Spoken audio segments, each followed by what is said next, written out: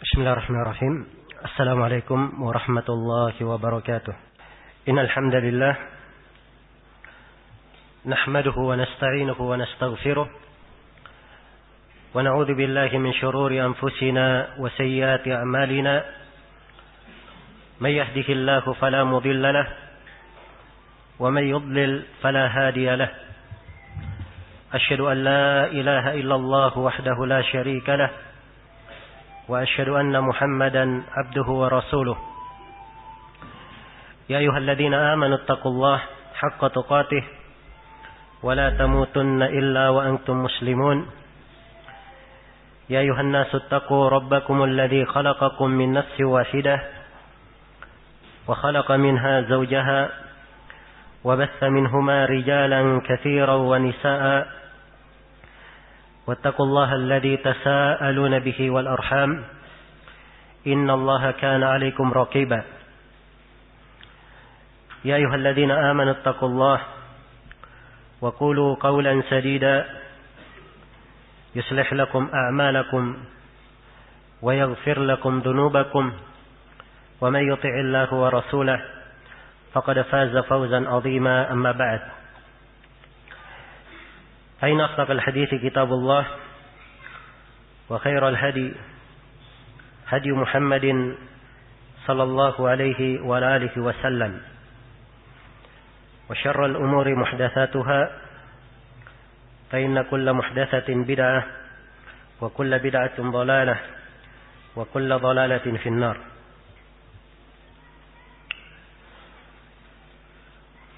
Hadirin sekalian, serta daurah usul fikih rahimani wa rahimakumullah.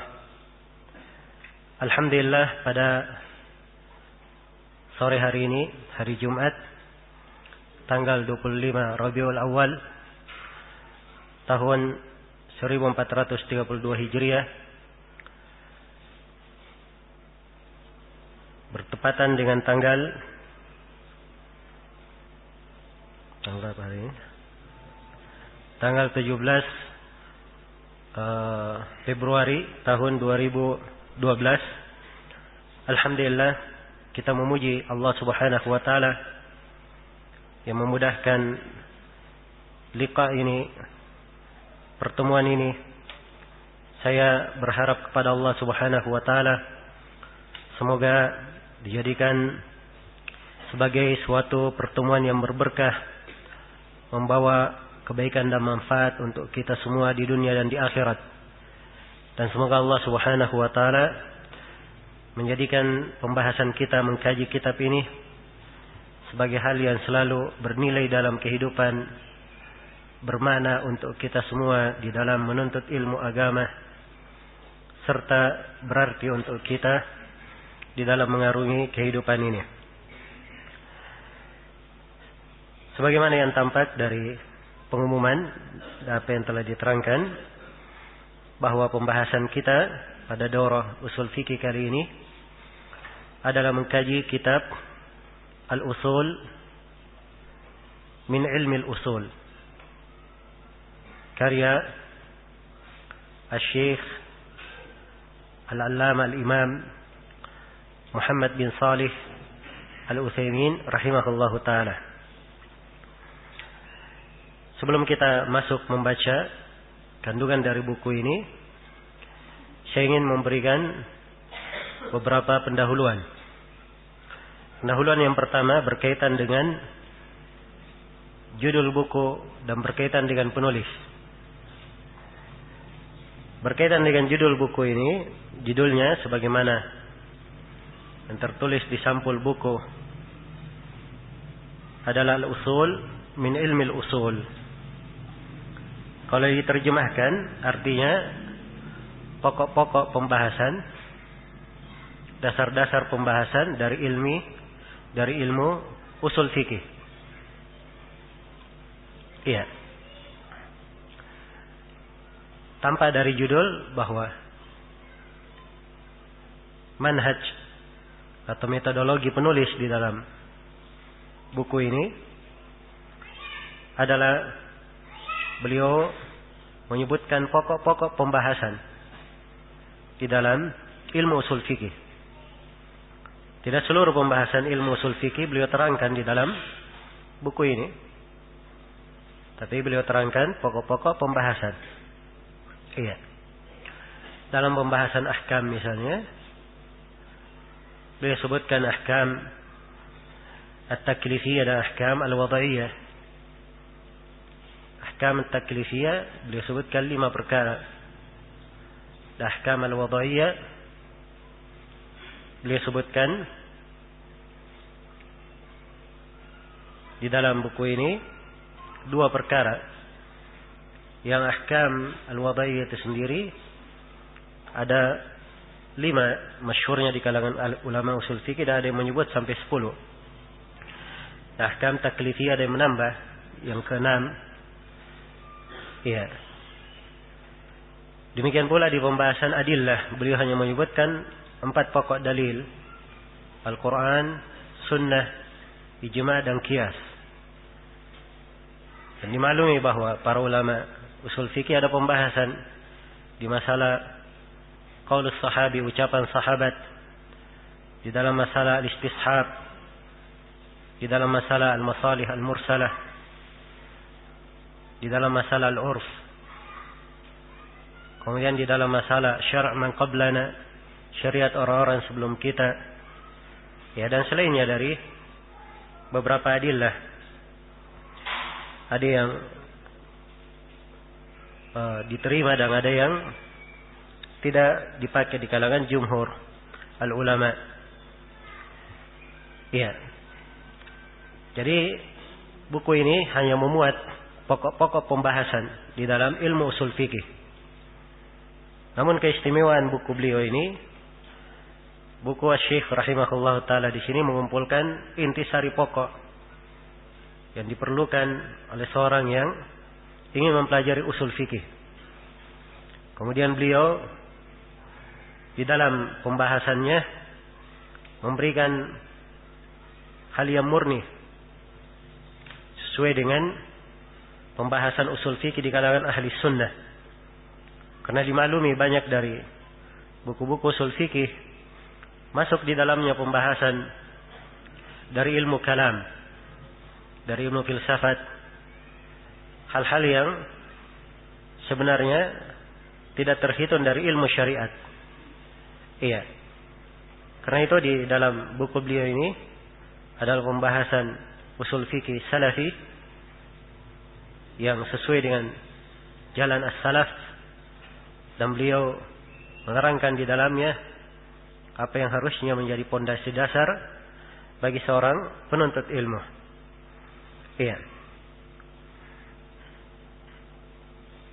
Kemudian berkaitan dengan biografi penulis, Asy-Syaikh Ibnu Utsaimin rahimahullah, nama lengkapnya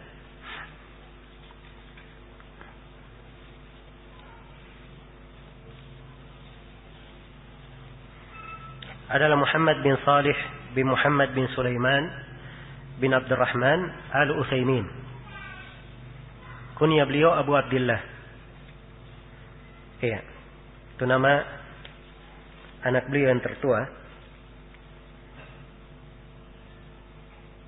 Abdullah bin Muhammad bin Salih Al-Utsaimin. Al-Utsaimin adalah sebuah keluarga yang ma'ruf berada di wilayah Qasim, walaupun sudah berpencar di berbagai wilayah di Saudi Arabia. Asy-Syaikh Ibnu Utsaimin rahimahullah dilahirkan pada malam 27 Ramadan tahun 1347 Hijriah di Unayzah. Ya, di Unayzah. Dan Unayzah salah satu dari kota yang masuk dalam provinsi Al-Qasim, Saudi Arabia. Semenjak kecilnya beliau membaca Al-Quran dari kakeknya, kakek dari arah ibunya, yaitu pada Syekh Abdurrahman bin Sulaiman Al-Damir. Kemudian beliau menghafal Al-Quran setelah beliau menghafal Al-Quran, beliau pun menuntut ilmu, mempelajari al-khat, menulis, al-hisab, berhitung, dan mempelajari sebagian dari ilmu-ilmu adab. Iya, ilmu-ilmu adab. Dan waktu itu Syekh Ibnu Utsaimin rahimahullah, karena beliau tinggal di Qasim, beliau berguru kepada Syekh Abdurrahman bin Nasir As-Sa'di rahimahullah, ulama negeri itu di masanya dan muftinya. Beliau tidak langsung diajar oleh Syekh Abdurrahman As-Sa'di, tapi beliau dibimbing oleh dua murid seniornya. Dari keduanya lah Syekh Ibnu Utsaimin mempelajari buku-buku dasar seperti Mukhtasar Aqidah Wasithiyah, Minhajus Salikin, keduanya karya Syekh Abdurrahman As-Sa'di, dan Al-Ajurumiyah. Dan beliau juga membaca ilmu faraid, ilmu fikih. Setelah itu beliau pun belajar langsung kepada Syekh Abdurrahman bin Nasir As-Sa'di rahimahullah, dan mulazamah terhadapnya, membaca berbagai cabang ilmu. Iya, beliau mempelajari dari Syekh Abdurrahman As-Sa'di pembahasan tauhid, tafsir, hadits, fikih, usul fikih, faraid, mustalah hadits, nahwu, saraf, dan selainnya dari ulum syar'iyyah. Iya. Kemudian dimaklumi bahwa ketika Syekh Abdurrahman atau ayah Syekh Ibnu Utsaimin pindah ke Riyadh, maka beliau pun ingin mengikut sertakan anaknya ikut ke Riyadh. Nah, dan waktu itu Syekh Abdurrahman As-Sa'di menulis kepada ayahnya bahwa beliau menginginkan Syekh Ibnu Utsaimin tetap di Unaizah. Namun Allah Subhanahu wa taala menakdirkan beliau duduk beberapa lama di Riyadh, dan di belakang takdirnya Allah Subhanahu wa taala menghendaki berbagai kebaikan untuk beliau. Beliau belajar kepada Syekh Abdul Aziz Ibn Baz rahimahullahu taala, dan beliau ini dianggap guru beliau yang kedua, dari guru besar beliau. Beliau membaca Sahih Al-Bukhari dan sebagian rasail dari Syekhul Islam Ibnu Taimiyah dan sejumlah buku fikih. Sebagaimana beliau juga berguru kepada Syekh Abdul Razzaq Afifi rahimahullah. Juga beliau berguru kepada Syekh Muhammad Al-Amin Asy-Shinqiti. Juga beliau berguru kepada Syekh Abdul Aziz Ibn Rashid atau Ibn Rashid. Nah, ini yang menulis Syarah Wasithiyah. Dan beliau juga berguru kepada Syekh Abdurrahman Al-Ifriqi. Ini nama ulama-ulama senior di masa itu, ulama-ulama besar di masa itu. Iya. Nah, dan tidak disebutkan di sini bahwa beliau mengambil langsung dari Syekh Muhammad bin Ibrahim Al-Syekh. Iya. Tapi ada kemungkinan beliau berguru dari Syekh Muhammad bin Ibrahim Al-Syekh, sebab ulama besar yang lahir di masa itu seperti Syekh bin Baz dan selainnya itu semuanya adalah murid-murid Syekh Muhammad bin Ibrahim Al-Syekh. Hingga hari ini para ulama mufti-mufti besar di Saudi Arabia semuanya adalah murid dari Syekh Muhammad bin Ibrahim Al-Syekh, mufti Saudi Arabia yang pertama sebelum Syekh bin Baz rahimahullahu taala. Iya, ini secara global tentang nama beliau dan riwayat belajar beliau. Setelah itu pada tahun 1371 beliau duduk mengajar di Al-Jami' Al-Kabir. Iya. Dan berlanjut berbagai keadaan bersama beliau hingga tatkala Syekh Abdurrahman bin Nasir As-Sa'di meninggal, Syekh Ibnu Utsaimin pun ditunjuk untuk menggantikan kedudukan beliau sebagai imam di Masjid Unaizah dan mengajar di masjid tersebut. Ya, dan duduklah beliau mengajar di negeri itu hingga akhir hayatnya, dan dimaklumi bahwa Syekh Ibnu Utsaimin mempunyai berbagai kegiatan, berbagai pekerjaan dan jadwal-jadwal rutin di berbagai tempat, apakah itu di Masjidil Haram, di Riyadh maupun di lainnya. Iya. Dan beliau salah seorang dari ulama besar di masa ini, rahimahullahu taala. Beliau meninggal pada hari Rabu menjelang maghrib tanggal 15 Syawal tahun 1421 Hijriah. Iya. Beliau mempunyai karya tulis yang sangat banyak sekali. Ya, belakangan ini anak-anaknya membuatkan untuk beliau yayasan tersendiri yang menggarap seluruh karya-karya ilmiah beliau dan peninggalan beliau dari sisi ilmiah, dan telah keluar dari usaha tersebut berbagai buku Syekh Ibnu Utsaimin rahimahullahu taala. Hingga hari ini masih terus keluar dari karya-karya beliau yang sangat bermanfaat bagi manusia. Salah satunya adalah buku yang kita kaji pada daurah kali ini, yaitu kitab Al-Usul min Ilm Al-Usul. Nah, itu secara ringkas tentang biografi Syekh Muhammad bin Shalih Al-Utsaimin rahimahullahu taala. Iya.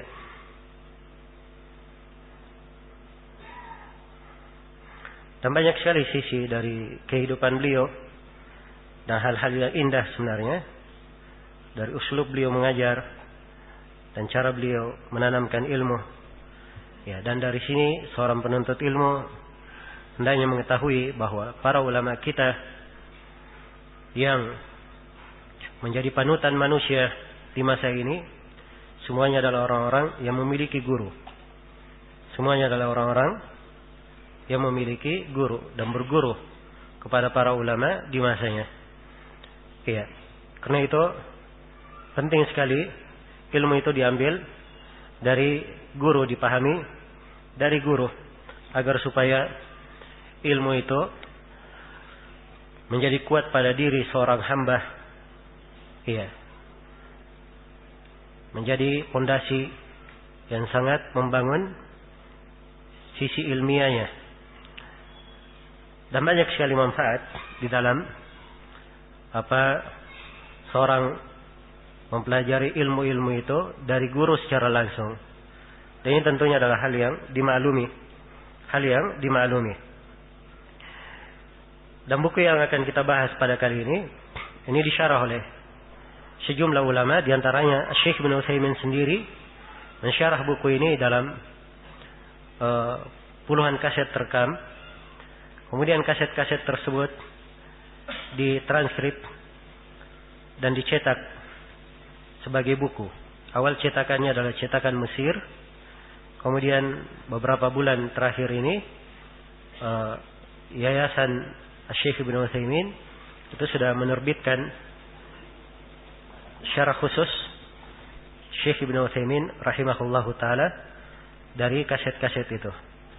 Nah, dan tentunya terbitan dari yayasan beliau itu lebih bagus, lebih detail, karena mereka berjalan di atas kaidah-kaidah dan dia mengelolanya. Di dalam setiap buku yang dikeluarkan itu diperiksa oleh tim-tim ahli dari dosen-dosen dan pakar yang berada di Saudi Arabia, dari kalangan para ulama maupun dari kalangan para penuntut ilmu.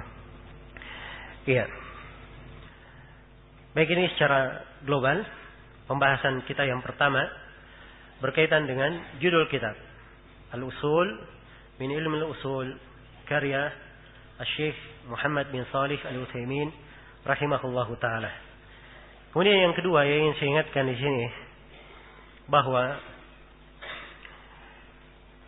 yang kedua yang ingin saya ingatkan adalah pembahasan tentang pentingnya mempelajari ilmu usul fikih. Iya.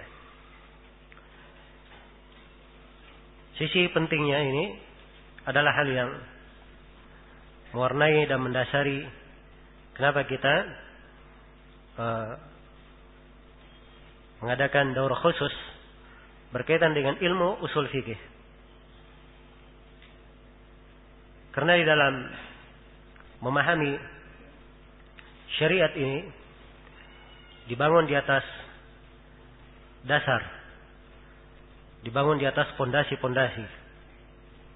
Orang yang ingin memahami agama, dia harus memahaminya dengan melalui jalannya, berpijak di atas pondasi-pondasinya.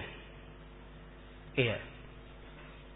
Karena tidak mungkin seorang itu sampai kepada apa yang dia cari kecuali kalau dia melewati jalannya.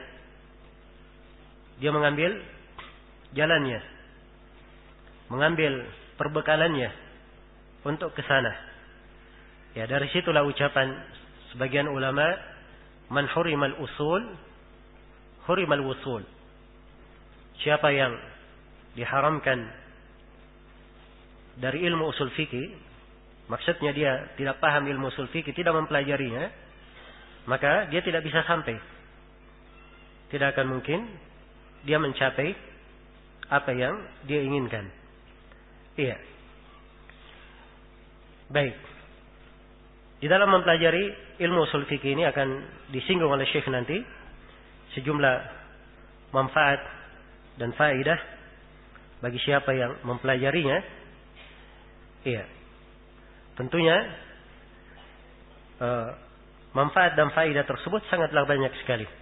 Di muqaddimah ini saya ingin terangkan beberapa fawaid, beberapa manfaat dan faedah seorang hamba mempelajari ilmu usul fikih.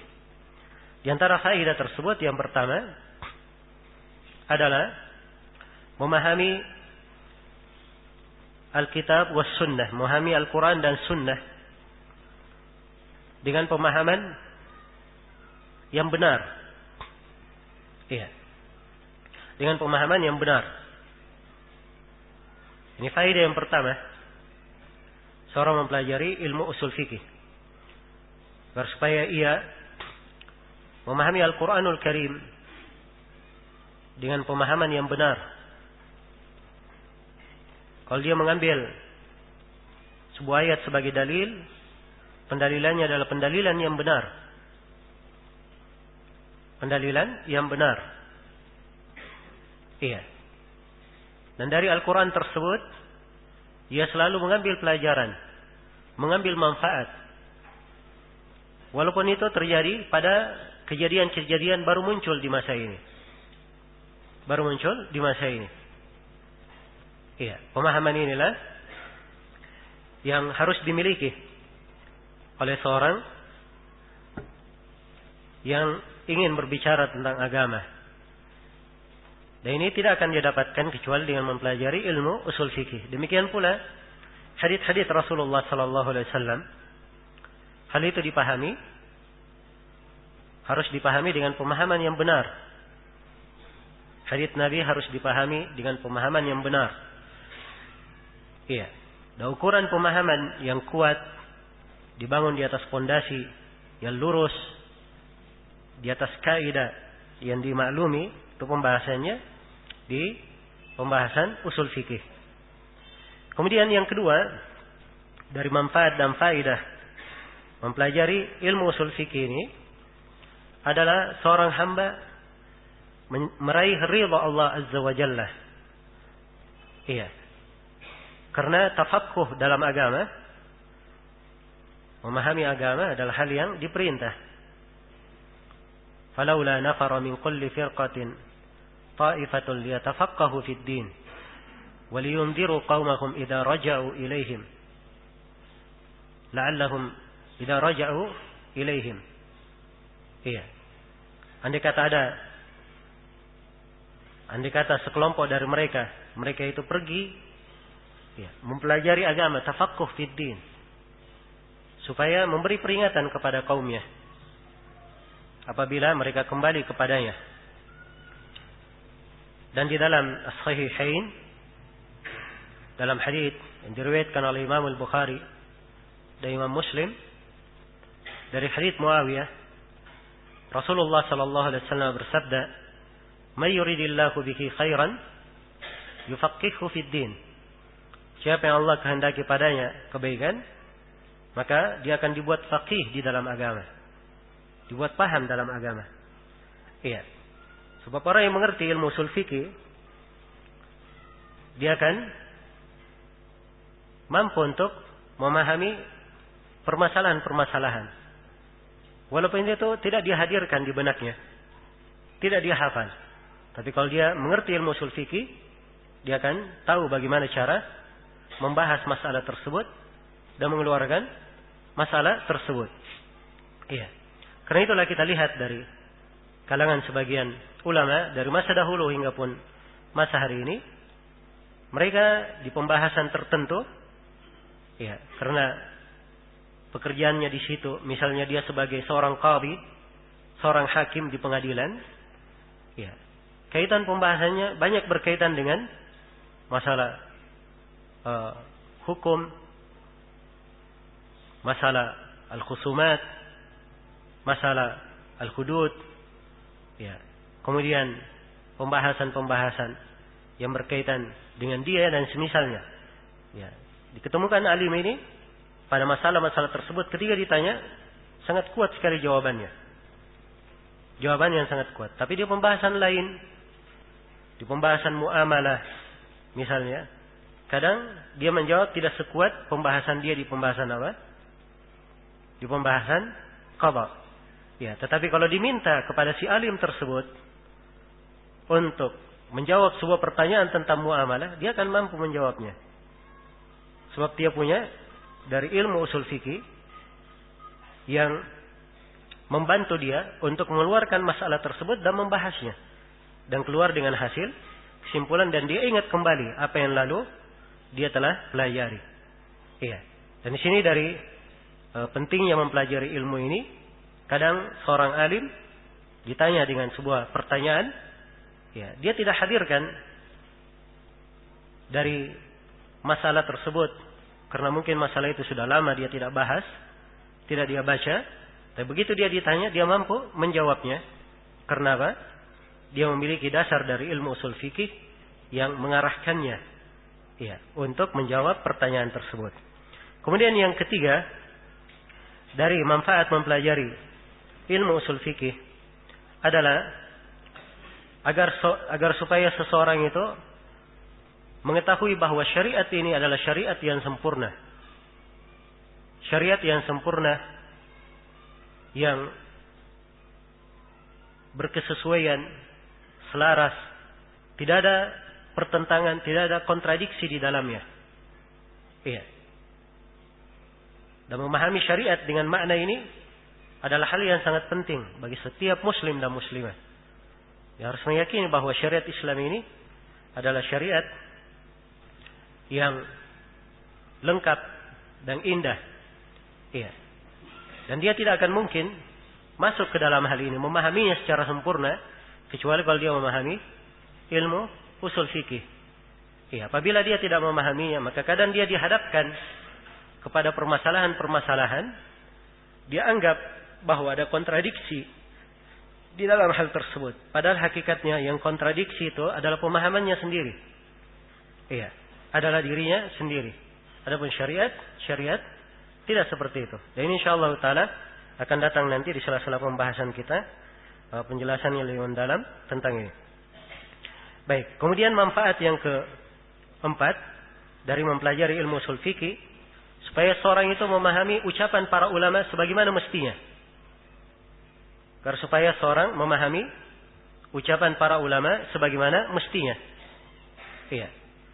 Kadang seorang alim, dia ditanya oleh seorang pertanyaan dengan suatu pertanyaan. Si alim menjawab tidak boleh. Iya. Ditanya lagi dengan pertanyaan yang sama oleh orang yang lain. Ya, si alim tersebut menjawab iya, tidak ada masalah. Ya. Sebagian orang menganggap bahwa alim ini ada kontradiksi di dalam menjawab. Si A bertanya, dia jawab boleh. Si B bertanya, dia jawab tidak boleh. Padahal pertanyaannya sama. Iya. Maka anggapan yang seperti ini karena dia tidak mempelajari ilmu usul fikih. Ya, kalau dia paham dari ilmu usul fikih, maka insyaallah taala dia akan mengerti. Ya, kenapa seorang alim itu menjawab kadang pada orang tertentu pertanyaannya sama tapi jawabannya berbeda. Ya. Jawabannya berbeda. Karena kadang orang-orang yang bertanya itu berbeda-beda. Walaupun pertanyaannya sama, tapi ada sisi dari keadaannya yang mempengaruhi jawaban. Dan ini ada di dalam hadits-hadits Nabi sallallahu alaihi wasallam. Ya. Contoh dalam hadits Abu Hurairah di riwayat sebagian ahli sunan, Nabi ditanya oleh seorang tentang memeluk istri di bulan Ramadan. Nabi berkata tidak boleh. Iya, tidak boleh. Datang lagi orang yang sama atau orang yang lain bertanya dengan pertanyaan yang sama. Hukum memeluk istri sedang ia berpuasa. Nabi berkata tidak ada masalah. Tidak apa-apa. Jadi yang pertama jawabannya boleh, yang kedua jawabannya apa? Tidak boleh. Atau yang pertama jawabannya tidak boleh, yang kedua jawabannya apa? Jawabannya boleh. Ternyata yang bertanya pertama itu adalah seorang anak muda. Iya. Kalau dia dikasih hukum boleh, dia akan jatuh ke dalam apa? Hal yang mungkin bisa membatalkan puasanya. Karena itu tidak diperbolehkan, menutup dari A ke sana. Tapi yang kedua yang bertanya adalah orang tua. Ya, biasanya orang tua tidak terlalu berpengaruh hal itu pada dirinya. Karena itu Nabi memberi keringanan pada yang kedua. Maka di sini jawaban Rasulullah SAW berbeda. Padahal pertanyaan yang ditanyakan adalah apa? Adalah sama. Dan ini pula yang terjadi pada sebagian dari ulama kita. Iya. Sebagian dari ulama kita ada yang kadang ditanya sebuah pertanyaan. Dia jawab boleh. Ditanya di tempat lain, beliau katakan tidak boleh. Iya. Tidak boleh. Padahal pertanyaannya sama. Pertanyaannya sama. Ya, dan ini kita saksikan di masa ini. Saya pernah melihat Syekh Shalih Al-Fauzan ditanya oleh sebagian orang tentang menghafal matan-matan hadis. Ya. Kata beliau, kamu tidak usah menghafal. Ya. Tentang menghafal matan ya, matan fikih maupun matan ilmu. Kata beliau, kamu tidak usah menghafal. Yang paling penting kata beliau adalah al-faham, kamu memahami. Kamu memahami. Tapi di kesempatan lain beliau menganjurkan para penuntut ilmu untuk apa? Menghafal ilmu itu. Di kesempatan lain. Ya, kenapa? Sebab di sini Syekh memberikan untuk orang tersebut sesuai dengan keadaannya. Ya, mungkin sebagian orang dia kalau hafal pun tidak terlalu bermanfaat baginya. Ya, sebab yang paling penting bukan seorang menghafal, yang paling penting dia apa? Dia memahami. Ya. Apalagi di tabiat Saudi sekarang ini banyak sekali halaqah-halaqah dalam sebulan bisa hafal Quran. Ya, program sebulan hafal Bukhari, hafal Muslim. Itu banyak dibuat doro-doro. Ya, tapi keluar darinya orang-orang yang hanya punya hafalan tapi tidak paham apa yang dihafal. Tidak paham apa yang dihafal. Dan menjadi musibah orang-orang ini setelah merasa dirinya hafal Quran, merasa dirinya hafal Sahih Bukhari, hafal Sahih Muslim, tiba-tiba ingin menjadi mufti besar. Ya. Menjadi imam jarh wa ta'dil. Ya. Dan menjadi hakim di tengah manusia. Padahal dia tidak mengerti apa yang dia hafal tersebut. Dan ini musibah sebenarnya. Ini musibah. Nah, demikian pula sebagian ulama kita ditanya di masa ini. Dan ini termasuk masalah yang belakangan ini diangkat oleh sebagian orang-orang jahil yang tidak mengerti. Ya, dari fatwa-fatwa para ulama kita. Sebagian orang di masa ini mengatakan Syekh Rabi itu pelin-pelan tentang masalah yayasan. Kadang-kadang beliau bolehkan, kadang-kadang beliau tidak bolehkan. Ya. Kadang-kadang beliau bolehkan dan kadang-kadang beliau tidak bolehkan. Dan itu ada ditulis oleh sebagian orang terhadap beliau. Ya. Dan muncul lagi sebagian orang ya menganggap bahwa pembicaraan beliau tentang masalah yayasan itu adalah hukum mutlak, tidak boleh. Ya, ini semua pemahaman-pemahaman karena tidak belajar ilmu usul fikih atau kurang memahami ilmu usul fikih. Nah, dan fatwa para ulama kita di dalam hal ini adalah hal yang mudah untuk dipahami. Hal yang mudah untuk dipahami. Ya. Dasar untuk memahami fatwa beliau di dalam masalah yayasan kembali aja kepada dua hal. Ya, hal yang pertama akan kita bahas nanti di pembahasan fatwa di akhir pembahasan kitab. Ya, fatwa ulama itu ada yang sifatnya umum, dan ada yang sifatnya pada qadaya a'yan, pada keadaan-keadaan tertentu. Kondisi-kondisi khusus. Iya. Kalau beliau menjawab di kondisi khusus, fatwa itu tidak boleh dibawa sebagai fatwa umum. Tidak boleh dibawa sebagai apa? Sebagai fatwa umum. Karena itu keliru orang yang memahami bahwa beliau memberi fatwa secara mutlak, yayasan itu semuanya tidak boleh. Iya. Dan ini keliru. Dan orang yang seperti inilah yang mempertentangkan ucapan-ucapan Syekh. Karena Syekh Rabi' hafizahullah, beliau memuji ulama India yang mereka punya jam'iyah, punya ormas, organisasi ahlul hadits yang dibawa mereka ya, berbagai sekolahan-sekolahan. Dibawa mereka berbagai sekolahan-sekolahan. Ya, dimaklumi bahwa jam'iyah itu sifatnya lebih luas daripada muassasah, daripada yayasan. Jam'iyah itu kadang dibahasakan dengan bahasa ormas di sini ya. Yang bahasa ormas, punya cabang-cabang, ya punya apa namanya? Punya kantor pusat. Itu ormas namanya. Ya, mirip dengan itu. Karena memang di pemerintah India tidak diizinkan sama sekali membuat kegiatan apapun kecuali dengan badan lembaga resmi yang diakui oleh pemerintah. Ya. Dan beliau memuji lembaga tersebut karena dengannya para ulama bisa mendirikan sekolah-sekolah yang bermanfaat bagi manusia. Bermanfaat bagi manusia. Dan ini tentunya bagi orang yang mengatakan Syekh Rabi' tidak membolehkan secara mutlak, ini akan mempertentangkan ucapan Syekh. Dasarnya itu tadi. Karena nggak paham apa yang dimaksud dengan fatwa ketika para ulama memberi fatwa. Kemudian yang kedua, dasar kekeliruan yang kedua adalah tidak memahami ya, arti ucapan seorang alim itu kalau dia berkata tidak boleh. Apa artinya? Sebab kalau seorang alim berkata ini tidak boleh, kadang tidak bolehnya pengharaman ia terhadap sesuatu itu karena tiga hal. Karena hal itu haram lidatihi, ya, mungkin karena pada datnya hal itu adalah haram. Yang kedua mungkin karena hal itu haram liwasfihi, karena ada sifat tertentu yang menyebabkan dia diharamkan. Dan ada haram yang ketiga namanya haram ligairihi, dia diharamkan karena suatu hal yang lain. Ya, pada dasarnya mungkin dia bisa dibolehkan pada keadaan tertentu, tapi di banyak keadaan tidak dibolehkan. Ini dinamakan haram ligairihi. Nah, mereka tidak paham. Datang saja Syekh Rabi' mengatakan, saya melihat bahwa yayasan-yayasan itu memecah belah, kalian tinggalkan.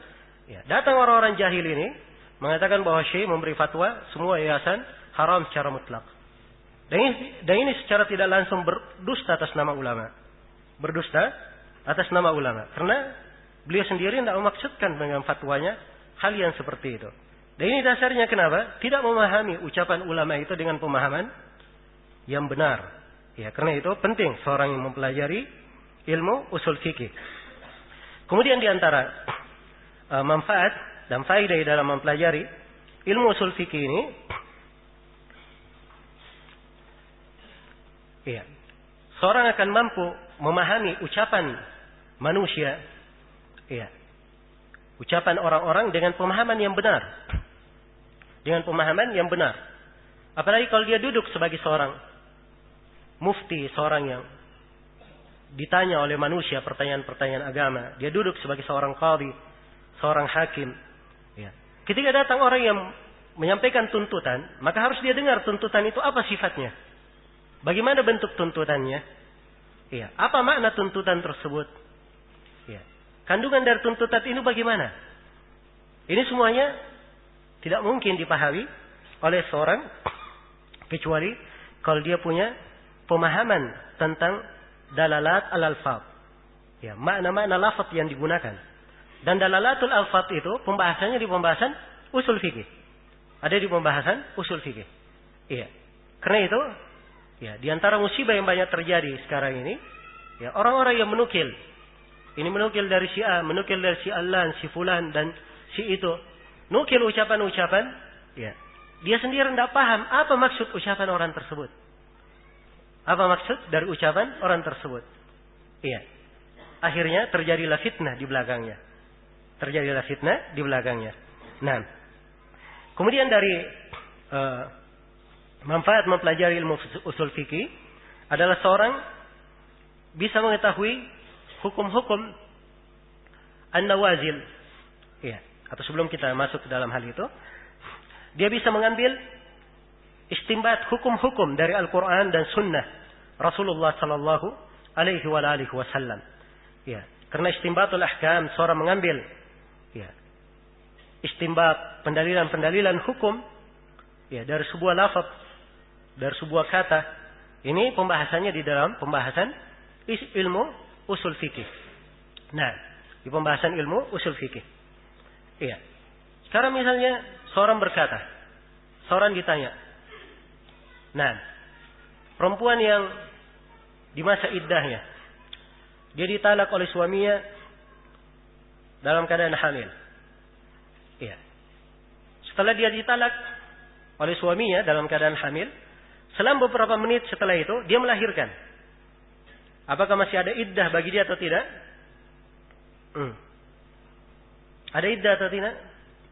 Jawabannya tidak ada. Sebab iddah perempuan yang hamil adalah apa? Dengan melahirkan. Berdasarkan firman Allah, wa ulatul ahmali ajalahunna ayyadha'na hamlahunna. Dan para perempuan yang hamil, iddahnya sampai dia melahirkan. Kan begitu? Iya. Sekarang beberapa menit ya, kejadiannya. Setelah dia ditalak melahirkan. Ya. Maka tetap hukumnya dia sudah lepas iddah. Setelah itu boleh langsung menikah. Ya. Boleh langsung menikah. Loh dari mana? Bisa memahami seperti itu? Jawabannya inilah pentingnya mempelajari ilmu usul fikih. Ya. Pentingnya mempelajari ilmu usul fikih. Sebab kandungan dari ayat itu bersifat umum. Ya, dan mencakup keadaan yang seperti ini. Kita mengambil dari lafaz ayat. Ya. Karena ayat dikatakan dan perempuan yang hamil, ya, batasan iddahnya ketika melahirkan. Dan ini melahirkannya kapan saja? Apakah 1 bulan setelah dia melahirkan, atau satu detik, atau 1 menit, atau 1 jam? Semuanya sama saja. Ya, tercakup di dalam kandungan ayat. Jadi ini diketahui dengan mempelajari apa? Dengan mempelajari ilmu usul fikih. Baik. Kemudian di antara manfaat mempelajari ilmu usul fikih adalah agar kita mengetahui kejadian-kejadian yang baru terjadi. Ya, masalah-masalah kontemporer yang sebelumnya belum pernah ada. Ya. Dan di masa ini banyak terjadi permasalahan-permasalahan. Ada masalah bayi tabung, ada masalah mencangkok hati, ada masalah menjual organ tubuh, ada masalah masalah internet, ya, ada masalah menggunakan mata uang, ya, ada pembahasan menggunakan alat bantu pernafasan bagi orang yang sakit, ya. Bagaimana kalau dia sebenarnya apabila alat pernapasan itu diangkat, ya, dia sebenarnya sudah mati. Ya, ini pembahasan-pembahasan kekinian baru terjadi. Tidak ada terjadi sebelumnya. Ya. Tapi subhanallah kita dapati para ulama kita di masa ini, mereka menjelaskan hukum-hukum tentang masalah-masalah yang baru terjadi itu. Dari mana mereka menjelaskannya? Inilah pembahasannya di pembahasan apa? Di pembahasan ilmu usul fikih. Nah, kemudian di antara manfaat yang besar juga seorang mempelajari ilmu usul fikih, supaya dia mengetahui bahwa ijtihad para ulama itu bukan hal yang mengada-ada. Mereka ketika berijtihad, berucap sesuatu, ya, itu adalah hal yang berlandaskan dengan pengetahuan, berlandaskan dengan pemahaman ilmiah. Nah, dan ini tampak sekali di fatwa-fatwa para ulama kita. Iya. Apabila mereka berijtihad pada sesuatu, maka kelihatan dasar pokok yang merupakan bangunan ijtihad mereka itu terlihat sangat kokoh dan kuat sekali. Terlihat sangat kokoh dan kuat sekali. Ya, sehingga jawaban-jawaban mereka di berbagai keadaan tidak goyah. Ya, tidak goyah. Dan ini juga di antara manfaat mempelajari ilmu usul fikih, agar seorang itu kokoh di atas ilmu. Kokoh di atas ilmu. Karena itu kalau kita lihat dari keadaan para ulama kita di masa ini, karena kuatnya mereka di dalam pembahasan ini, terlihat jawaban mereka ditanya di kondisi apapun, jawabannya sama. Iya, kuat jawabannya. Dibangun di atas dasar, dibangun di atas usul ilmiah. Dan ini subhanallah adalah hal yang sangat kita saksikan. Iya. Dan saya biasanya lebih takjub dan lebih kagum melihat kondisi para ulama kita di musim haji. Di musim haji. Ya, tampak sekali bagaimana kedalaman ilmu. Ya, di musim tersebut. Musim yang manusia berkumpul Ya, orang sibuk dengan urusannya masing-masing. Ya. Manusia sangat banyak sekali. Bersama dengan itu, jawaban-jawaban mereka terhadap masail-masail ilmiah, hal yang sangat kokoh sekali. Hal yang sangat kokoh sekali. Ini terlihat. Ya. Awal kali saya di musim haji, saya melihat Syekh bin Baz rahimahullah. Ya. Beliau memberi fatwa. Dan tampak sekali seorang alim yang sangat kuat keilmuannya. Nah, yang hingga hari ini saya belum pernah melihat orang yang semisal beliau di dalam masalah memberi fatwa dan kedetailan beliau di dalam menjawab disertai dengan dalil-dalil. Disertai dengan dalil-dalil. Ya, juga kita melihat Syekh Ibnu Utsaimin rahimahullah. Iya. Juga tampak sekali bagaimana kekuatan dan kedalaman ilmu beliau. Ya. Juga kita melihat guru kami Syekh Shalih Al-Fauzan hafizahullah taala, ya, di berbagai kesempatan di musim haji sangat kuat sekali jawaban-jawabannya. Ya. Dan berapa kali terjadi musim haji, saya saksikan beliau dalam sejumlah pertanyaan kelihatan sekali. Ya. Fatwanya tidak pernah berubah, kokoh di atas pondasi, ya, penuh dengan adillah. Dan inilah para ulama. Sebab mereka ketika berbicara, bukan berbicara dengan sesuatu yang tidak dibangun di atas landasan dan pondasi. Mereka punya pijakan. Ya, sehingga fatwa-fatwa mereka adalah hal yang sangat kokoh sekali. Hal yang sangat kokoh sekali. Baik. Kemudian, di antara manfaat juga mempelajari ilmu usul fikih adalah, ya, dengan mempelajari ilmu ini seorang naik ke tingkatan ijtihad. Dia bisa berijtihad. Iya. Dan ini insyaallah taala ada pembahasannya, pembahasan tentang ijtihad di akhir pembahasan usul fikih. Kita akan uraikan di situ. Dan seorang yang ingin sampai ke tingkatan mujtahid, ya, dia harus mempelajari dari ilmu usul fikih agar supaya ia digolongkan ke dalam orang-orang yang mampu untuk berijtihad. Dan yang terakhir, dari manfaat seorang itu mempelajari ilmu usul fikih adalah supaya dia mengenal kadar dirinya sendiri. Supaya dia mengenal kadar dirinya sendiri. Iya. Tentunya pelajaran usul fikih yang kita pelajari di sini, ya, kita tidak meniatkan setiap dari kita yang belajar keluar sebagai ahli ijtihad. Ya. Setiap dari kita keluar sebagai seorang mufti, ya, kemudian mampu berijtihad, tidak. Ya. Tapi yang kita inginkan dengan seorang mempelajari ilmu usul fikih, ya, adalah supaya dia mengenal kadar dirinya masing-masing. Ya, kadar dirinya masing-masing.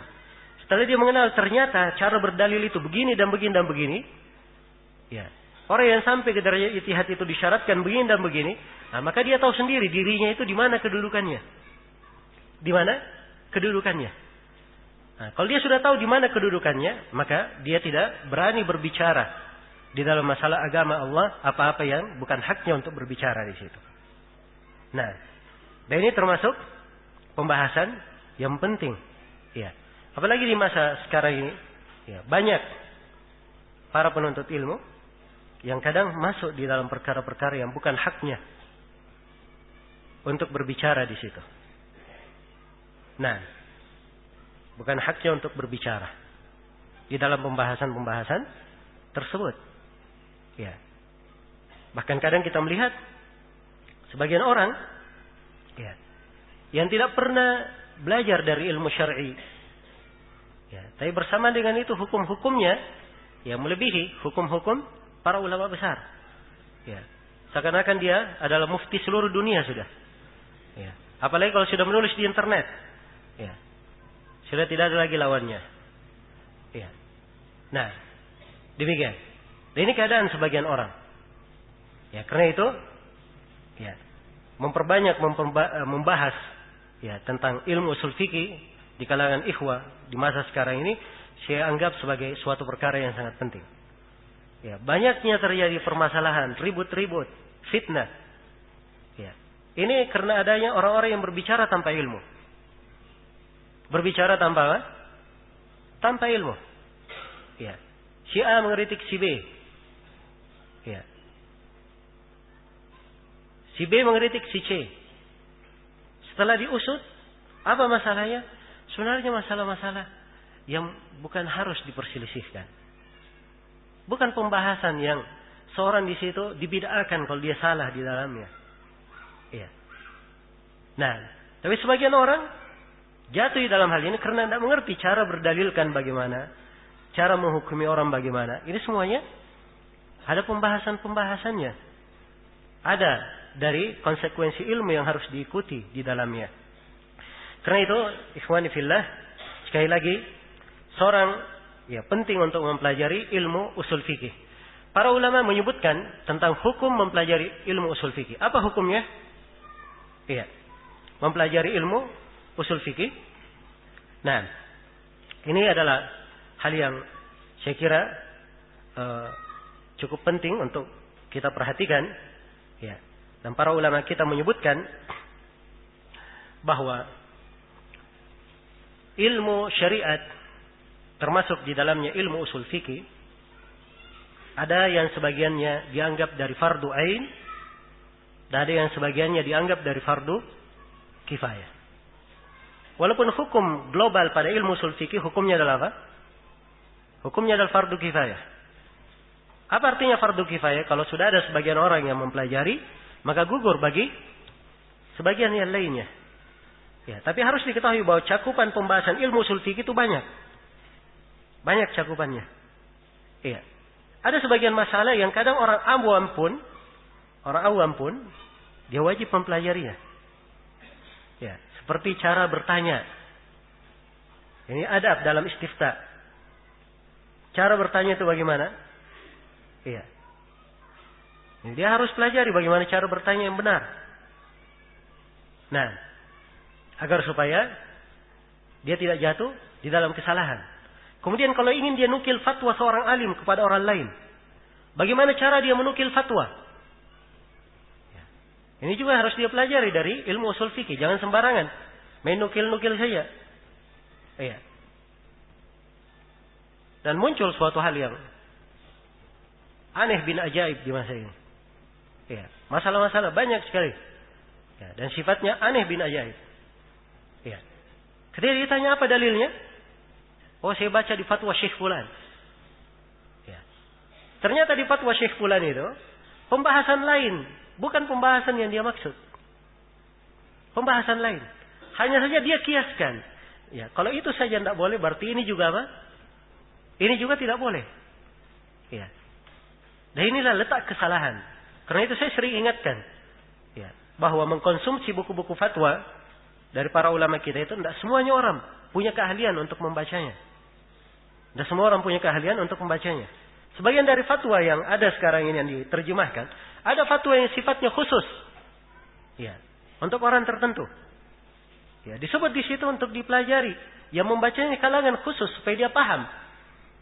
Ya. Kalau dia dapati keadaan khusus seperti itu, dia bisa kondisikan fatwa seperti itu di keadaan khusus pula.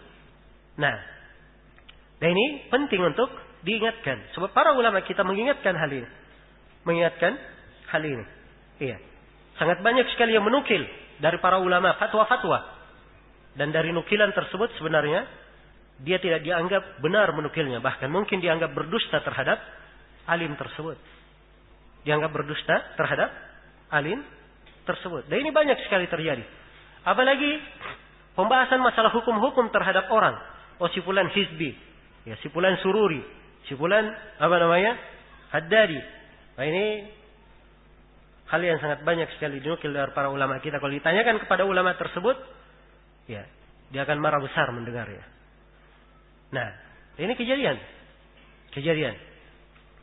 Ada terekam dalam suara, dan saya diceritakan oleh ikhwah yang hadir di majelis itu. Syekh Rabi pernah mencari seorang di majelis. Ya, mana si Muhammad nama orang itu? Cari sama beliau. Ya. Orangnya tadinya sembunyi-sembunyi. Ya. Setelah Syekh ulangi berapa kali baru dia ngomong. Ya, saya Syekh. Maka Syekh bilang, kamu sakit? Ya. Harusnya sebelum datang ke sini kamu berobat dulu di rumah sakit. Ya. Kemudian dengan penyakitmu itu kamu merusak orang-orang. Kata beliau, kamu nukil dari saya fatwa-fatwa yang saya tidak pernah ucapkan, kata Syekh. Saya tidak pernah berkata Bakar Abu Zaid itu mubtadi. Tidak pernah saya ucapkan itu. Betul saya membantah Bakar Abu Zaid. Ada buku beliau membantah Syekh Bakar Abu Zaid. Tapi beliau berkata saya tidak pernah mengatakan dia itu mubtadi, ahlul bidah. Orang ini menukil dari Syekh apa? Syekh Bakar Abu Zaid apa? Mubtadi. Mungkin karena dia pernah mendengar Syekh Rabi ya menjelaskan bantahan terhadap Syekh Bakar Abu Zaid dengan bantahan-bantahan ilmiah. Dia anggap bahwa Syekh Rabi menganggap Bakar Abu Zaid apa? Mubtadi. Dan ini keliru pemahaman dia sendiri. Ya. Bahkan beliau berucap kalimat yang bijaksana. Kata beliau, saya sendiri tidak pernah membid'ahkan orang dari diri saya, kata Syekh. Salman Al-Auda, Safar Hawali, bukan saya membid'ahkannya. Para ulama yang membid'ahkan dia. Ya, Syekh bin Bas dan selainnya, kata Syekh Rabi. Nah, dan ini beliau di keadaannya yang seperti ini, yang Syekh Al-Albani mengatakan bahwa beliau adalah imam jarh wa ta'dil di masa ini. Ya. Beliau tidak sembarang memberi hukum kepada orang. Ya. Adapun sebagian orang baru kadang belajar, ya, baru duduk di sebuah tempat setahun 2 tahun, ada yang 4 tahun. Ya. Setelah itu, masya Allah, keluar sudah jadi imam jarh wa ta'dil. Ya, si fulan mubtadi, ya si fulan begini dan begitu. Dan ini semuanya dari hal-hal yang apa? Tidak benar untuk digambangkan, tidak benar untuk digampangkan. Sebab ini akan membuat orang-orang jahil itu lancang. Ya. Terhadap agama, lancang terhadap para ulama, lancang kepada orang-orang yang harusnya kita lebih bersikap adil terhadapnya. Maka ini beberapa hal yang hendaknya saya ingatkan di sini. Jadi sekali lagi mempelajari ilmu ushul fikih, iya, mempelajari ilmu ushul fikih dasarnya dia adalah apa? Fardu kifayah. Tapi pada keadaan tertentu bisa menjadi fardu ain. Iya. Apabila seorang misalnya dia ingin mengajar, ya, atau dia ingin memberi fatwa, maka dia wajib mempelajari ilmu ushul fikih di sini. Hukumnya fardu ain dia mempelajari ilmu ushul fikih, agar supaya dia jangan berbicara tentang agama Allah tanpa ilmu. Nah, tapi kalau dia selain daripada itu, ya, maka telah kita terangkan tadi dari pembahasan-pembahasan ilmu ushul fikih itu ada juga yang orang awam juga perlu di dalam pembahasan tersebut. Ya wallahu ta'ala alam. Nah, ya, dan ada pembahasan-pembahasan yang sebenarnya juga cukup menunjukkan pentingnya mempelajari ilmu ushul fikih. Ya. Ketika seorang mempelajari ilmu ushul fikih itu, ia bisa mengetahui ya dari ucapan-ucapan para ulama itu dari mana dasar dan sumbernya. Dari mana dasar dan sumbernya. Apalagi kalau di masalah-masalah tersebut dimasuki pembahasan akidah. Ya, dan ini tidak semua orang bisa paham hal-hal yang seperti ini. Nah, karena itu sekali lagi, ya buku Syekh Ibnu Utsaimin ini buku yang apa? Sangat indah, memberikan kepada kita ilmu ushul fikih sesuai dengan jalan salafi, manhaj salafi. Iya. Nah, kalau seorang membaca buku yang lainnya yang sudah dimasuki ilmu kalam, itu harus dia baca melalui perantara guru. Ya, jangan dia baca sendiri. Sebab mungkin saja dia jatuh dalam kesalahan-kesalahan akidah, sedangkan dia tidak memahaminya. Iya. Sedangkan dia tidak memahaminya. Ya, di sebagian pembahasan ilmu ushul fikih, banyak dari mereka, dari para ulama ahli usul, mereka mengeluarkan pembahasan akidah dari ahkam syar'iyyah. Nah, bukan sebagai pembahasan istilah dikeluarkannya, akan datang ya nanti kita tafsil di ucapan Syekh. Ya dikeluarkan karena bagi mereka pembahasan akidah itu tidak diambil dari dalil syar'i, tapi diambil dari akal. Ya karena itu mereka tidak masukkan di pembahasan apa? Di pembahasan usul fikih. Ya, dan ini ketergelinciran. Karena itu kalau orang tidak memahaminya, kadang dia jatuh dalam kesalahan, dia tidak menyadarinya. Ya. Sama dengan pembahasan misalnya di pembahasan perintah. Ya, al-amru bisyai', perintah terhadap sesuatu.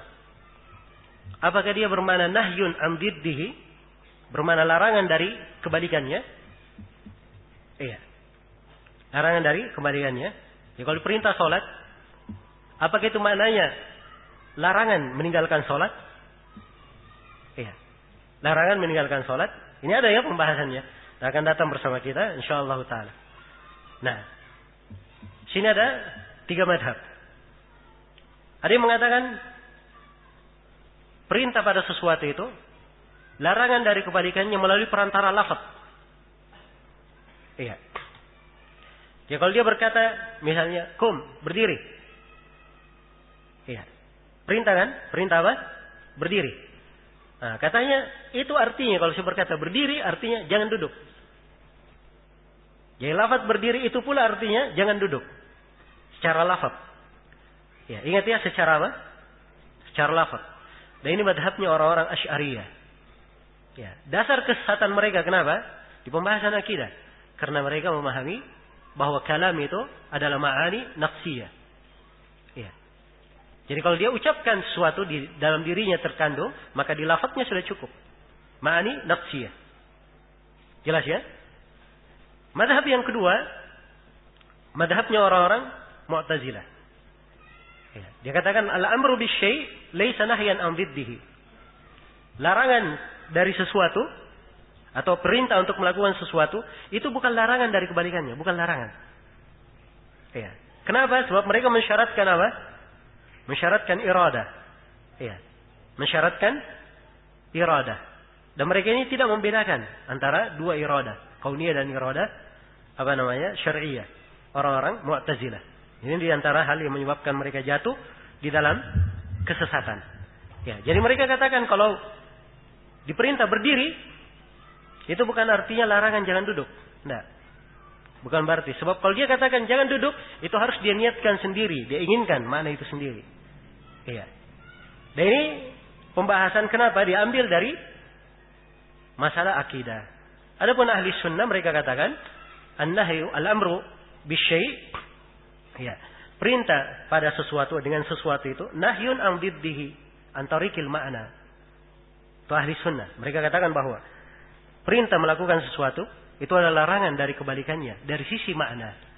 Ya kalau misalnya seorang dikatakan jangan berdiri atau dikatakan pada seorang berdirilah, perintah berdiri, maka itu maknanya jangan apa? Jangan duduk. Itu maknanya. Ya, dan ini madhab ahli sunnah dalam hal ini. Dibangun di atas apa? Fondasi-fondasi yang kuat sekali. Dan ini banyak sekali di pembahasan-pembahasan. Ya, karena itu hati-hati.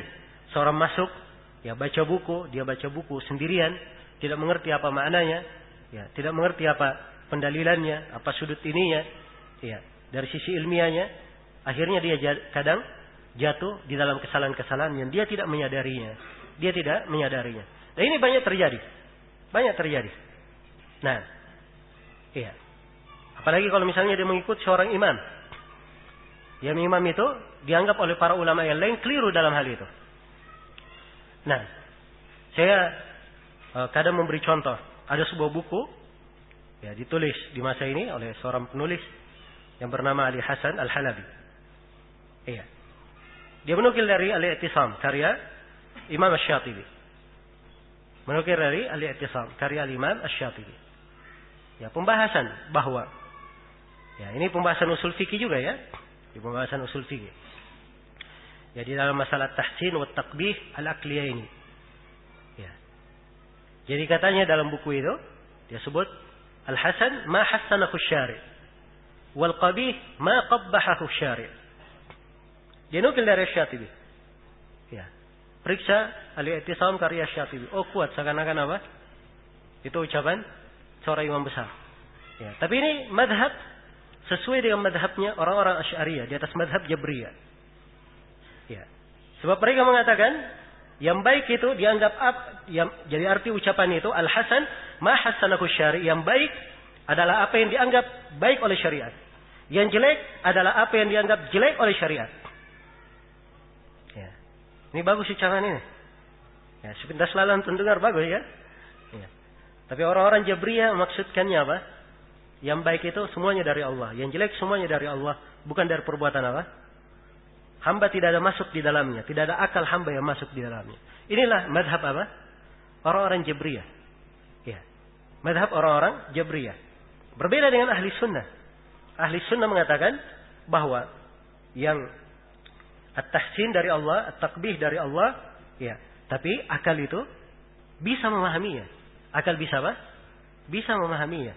Dan apabila ya, akal tidak bisa memahaminya, maka dia harus tunduk kepada ketentuan Allah Subhanahu wa taala. Berbeda dengan orang-orang Jabriyah, sama sekali tidak disinggung akal di dalamnya karena memang akidahnya mereka apa?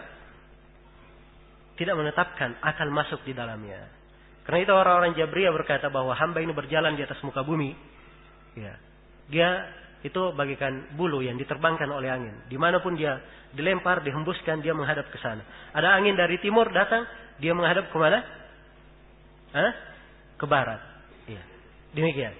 Dan ini semuanya sekali lagi, ya pembahasan perlu seorang itu duduk dan mengambilnya dari guru agar supaya dia bisa paham, ya letak-letak pembahasan ini kemana arahnya, bagaimana cara memahaminya.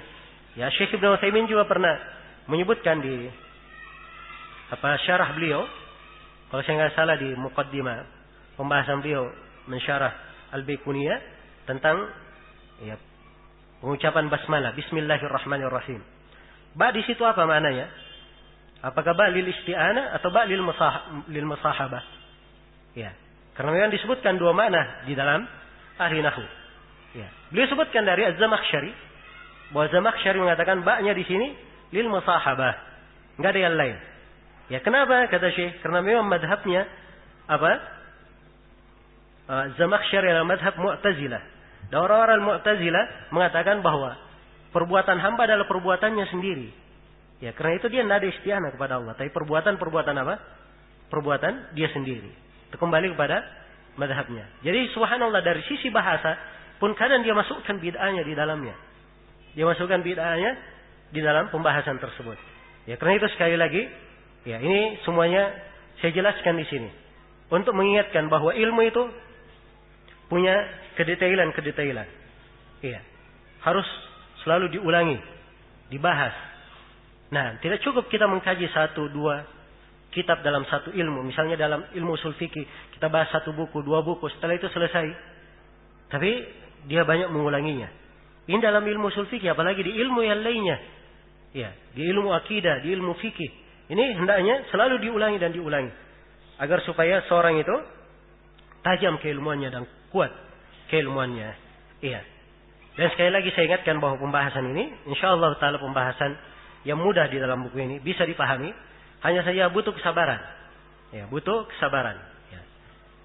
Dan mungkin ada dari sebagian hadirin pada sebagian pembahasan mungkin agak pening-pening, ya, mengerutkan sedikit alisnya untuk berpikir lebih tajam, ya, tapi harusnya tersebut dihitung sebagai suatu bentuk ketaatan, ya, di dalam seorang itu bersabar, ya, menuntut ilmu. Ya, paling tidak kalau satu pembahasan tidak dia pahami, mungkin di pembahasan yang lainnya bisa dia pahami dengan baik. Nah, baik ini awal pertemuan kita, pendahuluan, dan insyaallah taala di pertemuan setelah salat maghrib nanti kita akan mulai membaca isi dari buku ini. Nah, dan insyaallah taala buku ini kita berusaha menyelesaikannya dalam waktu yang telah disediakan hingga hari Selasa nanti, insyaallah taala. Baik, jadi untuk sementara saya cukupkan dulu sampai sini. Kita siap-siap untuk salat maghrib. Subhanakallahumma wa bihamdik asyhadu an la ilaha illa anta astaghfiruka wa atubu ilaik. Walhamdulillahirabbil alamin.